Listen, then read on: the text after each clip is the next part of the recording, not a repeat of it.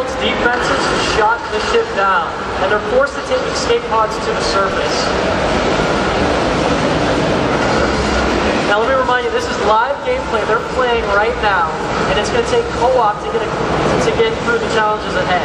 So really anything can happen. They practice a little bit, but we'll see how far they make it. Also ihr seht schon, diese Rettungskapseln sind nicht einfach nur ein Ladebildschirm, sondern sind echte Fahrzeuge, wo man von Anfang bis Ende verfolgen kann, wie sie im Schiff starten und letztendlich am Planeten ankommen.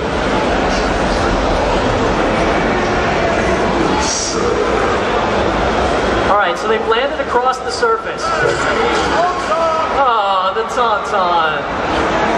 That's not the combat I was talking about, but it's coming up. They've landed across the surface and they're all meeting here. Now the Juggernaut, he's leading the charge. This guy is heavily armored and he's got a lightsaber in one hand and he uses the other hand to deflect damage.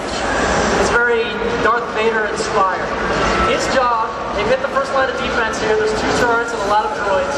His job is going to be to keep most of the damage focused on him.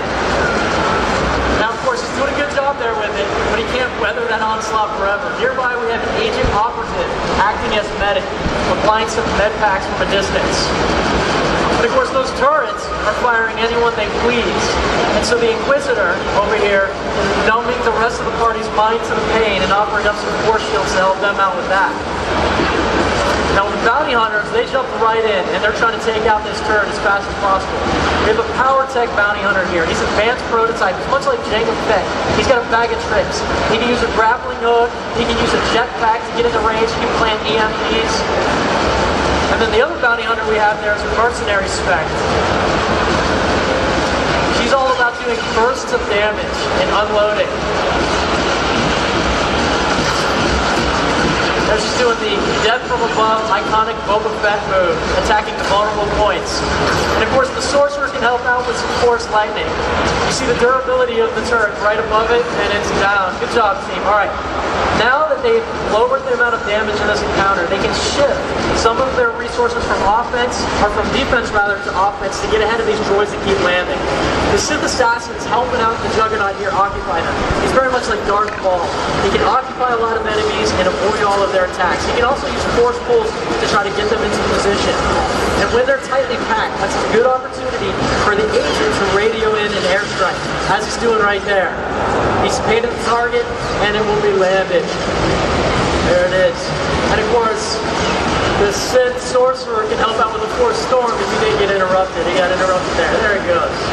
Good job. Alright. So the team's taking care of most of the droids. It's time to move on to the second turn. Now the Marauder over there is a lethal damage dealer, wielding in both hands, can force leap, and can also throw her saber to finish it off. And it looks like she's been doing a good job on that and finished it off. Alright.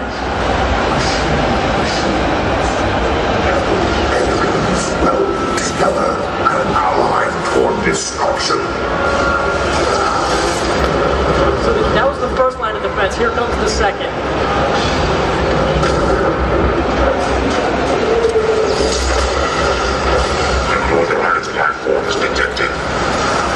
Alright, this is Annihilation Droid XRR-3. He was formerly used by some of the Infernal Ones to wipe out civilizations, but then Soa's captors reprogrammed him to help contain the Eternity Bolt. Now the Juggernaut jumps right into the mix there. As you can see, he packs a punch. They're going to have to look out for his cleat. Now he's channeling missiles. There's 2 ways the team can deal with this. They can either run for cover, or they can group up, and it looks like they're running for cover. Alright, appropriately so. You see the Assassin and Juggernaut are out there because they each have their own ways of dealing with damage. The Juggernaut can take it, the Assassin can avoid it. Operative's getting brave and giving a key med pack there. We got death from above going on again. Now you might notice he's overheated, so now's a good time for the team to move in and try to get some damage done. Alright, but Annihilation Droid is back in action. Now he's got 2 arms, of course. One arm, though, is on one target, the other arm's on another target. The main cannon is focused on the Juggernaut or the Assassin, and his other hand, the missile battery, is hitting another random party member. And that party member can be identified by a red targeting reticule on them. Everyone's going to want to stay clear of that party member.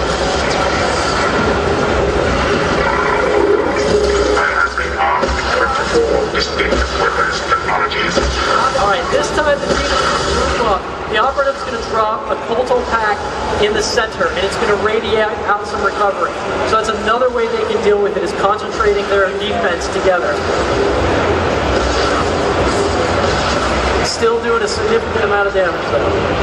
Alright, the overheat's happening again. Good time to take advantage of that and do some damage.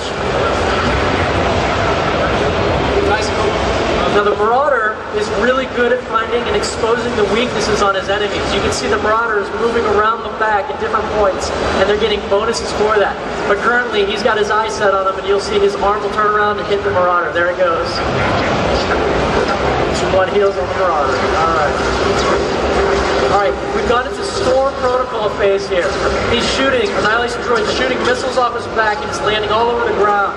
The players have got to move around and dodge it. Looks like they've done that effectively. Juggernaut needs to bring his attention again. Good job, Juggernaut. See what happens? Now the splash damage is going to hit the operative. You don't want to be there. Not good.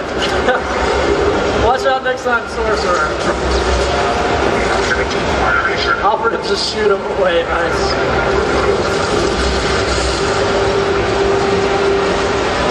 Alright, your resources are running a little thin. You're going to want to take cover this time. We see the Sorc Medic, he's out of resources here. On this side, you see the operations, all their status of each of the different party members.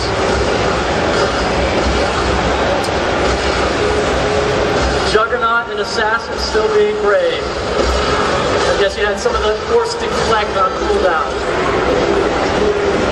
Alright, overheat, jump back in there. See the Marauder Force leaping back into the action, wasting no time. Good job.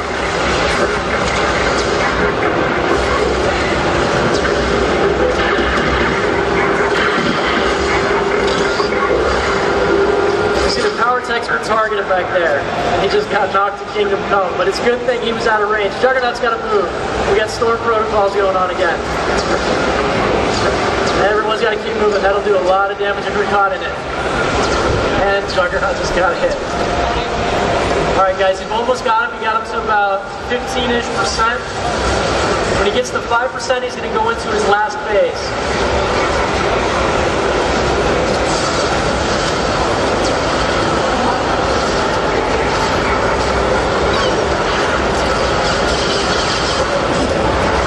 They see the Sorcerer's good at doing damage from range, but very vulnerable, so that's why he's keeping his distance. Sorcerer, watch out, Sorcerer. Medic, get out of there. Alright, he's about to get into his last phase. He's going to be channeling missiles once more. This time he's not going to stop, but he's not going to overheat. So he's going to try to burn those players down, but the players got to burn them down faster. So they have to do damage fast before they die. And you can see their resources are gradually going down. It's the race at this point. So they got it. Good job, good job. Und jetzt ist er erledigt. Gib mal ein bisschen Applaus, Leute.